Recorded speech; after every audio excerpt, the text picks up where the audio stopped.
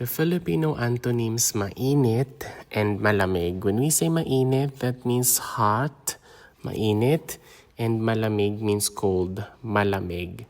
Mainit, malamig. Mainit, malamig. Ang pagkain ay dapat ihanda ng mainit. So the food must be served hot. Pagkain is food, dapat is must. Ihanda means to serve or prepare. Mainit is hot. Ang pagkain ay dapat ihanda ng mainit. Malamig ang kamay niya dahil sa takot.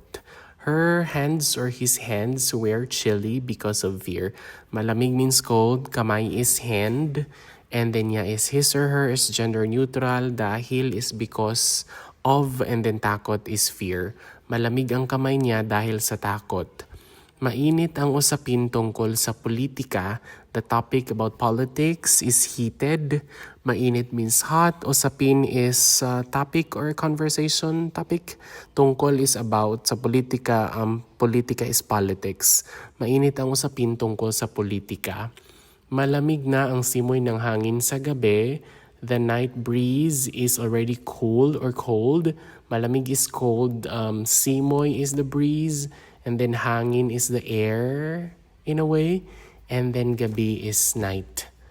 Malamig na ang simoy ng hangin sa gabi.